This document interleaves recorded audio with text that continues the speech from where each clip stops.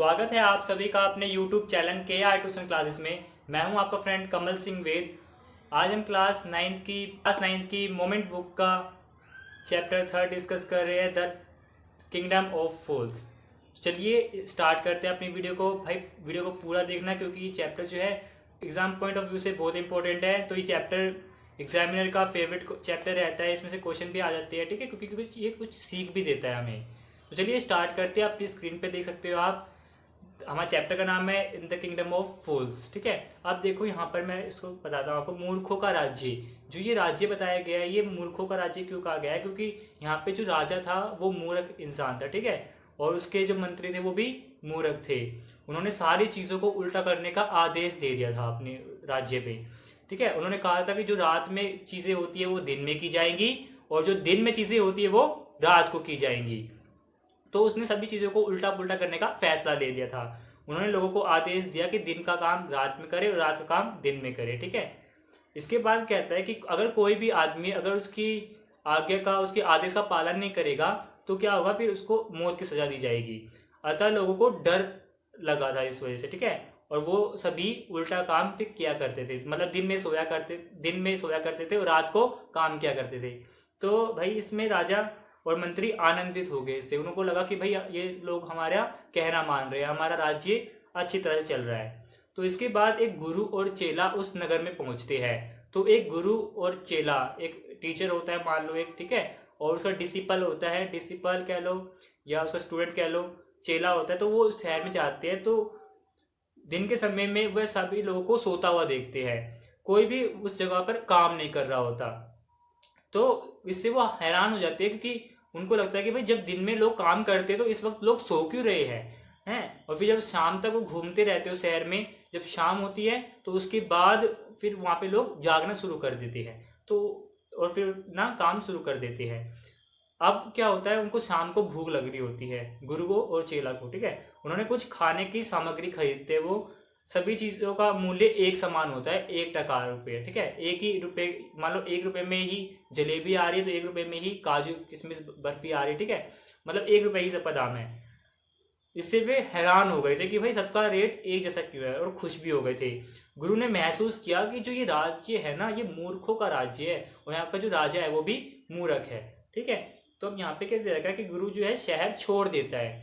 गुरु कहता है कि भाई यहाँ पे तो मूर्ख लोग रहते हैं, तो हमें यहाँ से जल्दी ही निकल जाना चाहिए, नहीं तो हम किसी मुसीबत में पड़ जाएंगे, ठीक है। परंतु चेला यहाँ पे क्योंकि सस्ती चीज़ें मिल रही थी और खाने की चीज़ें यहाँ पे सबसे ज़्यादा थी, तो वो उसके लालच आ जाता है उसके मन में। तो वो क्या करता है, वो यहाँ पे रहने का फैसला कर लेता है। गुरु ने चेले को सलाह दी कि मूर्खों के बारे में भाई कुछ भी भविष्यवाणी नहीं कर सकते, कुछ नहीं बता सकते इनके बारे में कि क्या कर दे अगले पल। परंतु चेले ने कोई भी चिंता नहीं दिखाई इस पे, वह वहीं पे रहना चाहता था। तो समय बीतता चला गया, टाइम पास होता गया और चेला भरपेट खाना खाता गया। फिर इसका रिजल्ट क्या हुआ? रिजल्ट हुआ कि जो चेला था डिसिपल, वो बहुत ज़्यादा मोटा हो गया था, ठीक है, हट्टा खट्टा हो गया था। तो एक दिन क्या हुआ, उसी राज्य के अंदर एक चोर था, ठीक है, एक अमीर व्यापारी के घर में सेंध लगाता है, मतलब कि चोरी करने के इरादे से घुसता है। तो एक दिन एक चोर ने एक अमीर व्यापारी के घर में सेंध लगाई, मतलब कि उसके घर में घुसा चोरी करने के इरादे से। तो वह चुराई हुई वस्तुओं को बाहर ले जा रहा था। तभी पुरानी घर, उसका जो घर था अमीर आदमी का, उसकी घर की दीवार पुरानी थी, ठीक है। तो वो दीवार उस चोर के ऊपर गिर जाती है, तो वह उसी समय मारा जाता है चोर। तो चोर के भाई ने उसकी मृत्यु की शिकायत, उसके मरने की खबर, जो उसकी कंप्लेंट थी, वो राजा से की। तो उसने अपने भाई की मृत्यु का दोष मकान मालिक पर लगाया, ठीक है, कि इस मकान मालिक की वजह से मेरे भाई की मौत हुई है। तो इसके बाद मकान मालिक को बुलाया जाता है। तो राजा ने दोषी को बुलाया, ठीक है, समन भेजा उसको। उसने उस चोर की मृत्यु का दोषी करार दिया कि भाई तूने इस आदमी को मारा है। परंतु मालिक ने कहा कि वह निर्दोष है। मालिक ने, क्योंकि भाई कुछ जुर्म तो किया ही नहीं था, उसकी तो दीवार गिरी थी ना उसके ऊपर। तो उसने कहा कि जिस आदमी ने दीवार बनाई है ना रियल में, वही जिम्मेदार है इसका, क्योंकि भाई दीवार बनाना तो मेरे बस की बात तो है नहीं। तो जिसने दीवार बनाई है वो दोषी है। तो अच्छी दीवार उसने नहीं बनाई थी। तो राजा ने ईंट लगाने वाले जो राजगीर था, जो मिस्त्री था, उसको बुलाया। तो उसके बाद क्या हुआ, राजा ईंट लगाने वाले को बुलाता है, वो आता है दरबार में। फिर राजा ईंट लगाने वाले से पूछता है कि क्या ये दीवार उसने बनाई है? तो वह उसे चोर के मारने का दोषी करार देता है कि भाई तेरी वजह से ये चोर मरा है। तो इससे पहले कि राजा उसको मौत की सजा सुना देता, उससे पहले ही मिस्त्री ने जो राजगीर था उसने अपने निर्दोष होने की वकालत करने लगा। ठीक है, उसने राजा को बताया कि यह दीवार बनाते समय उसका ध्यान कॉन्सेंट्रेट नहीं था, एकाग्र नहीं था, मतलब दीवार की तरफ नहीं था, उसका ध्यान भटक रहा था। कहाँ भटक रहा था उसका ध्यान? एक लड़की थी जो कि उस जगह पर आ जा रही थी, बार बार अप डाउन कर रही थी। तो नाचने वाली लड़की को बुलाया जाता है दरबार के अंदर, फिर वो लड़की आती है, ठीक है, तो उसको दोषी करार दे देते हैं।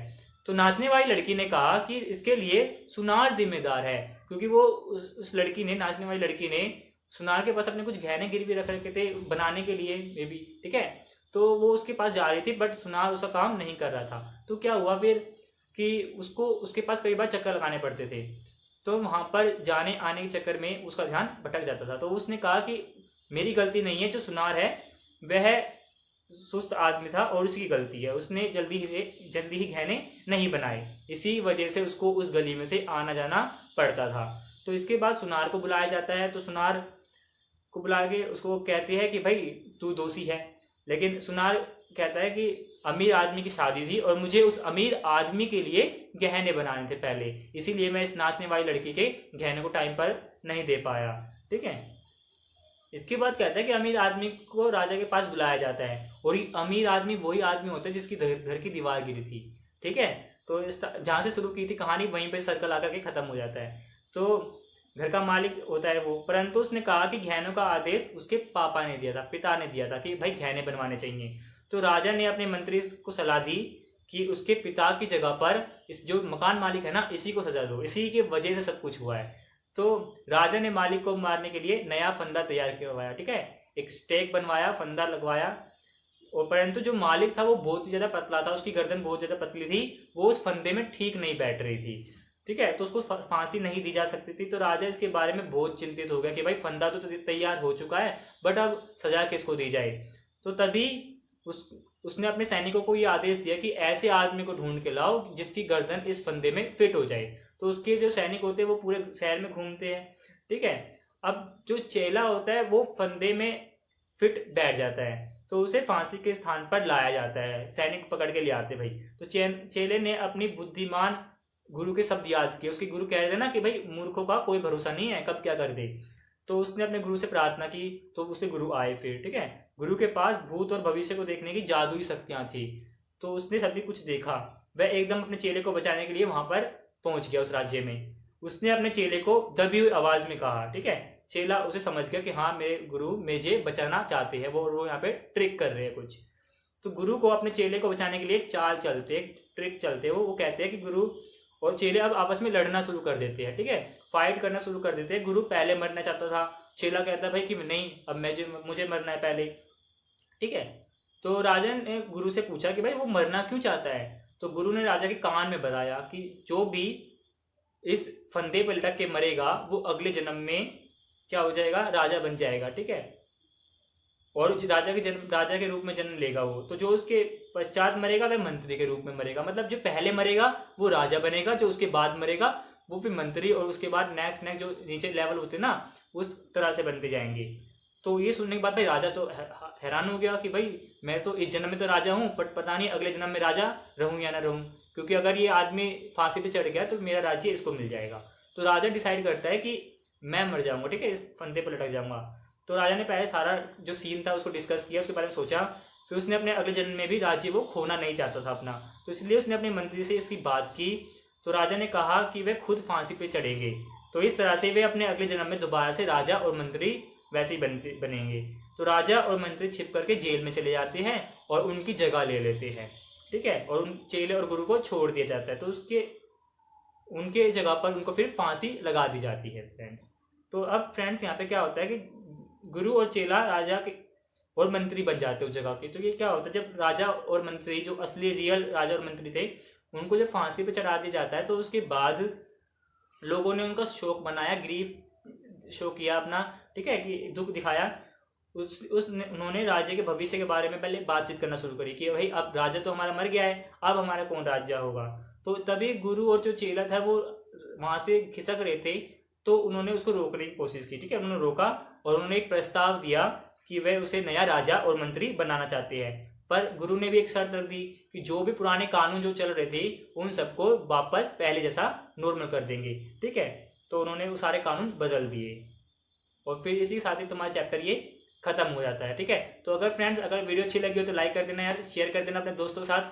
ठीक है, और चैनल पर नए हो तो चैनल को सब्सक्राइब कर देना। आपको इस तरह की वीडियोस और भी मिलती रहेगी। थोड़ा नया मैंने आज ट्राई किया है कुछ। तो मिलते हैं आपसे नेक्स्ट वीडियो में। Till then bye bye.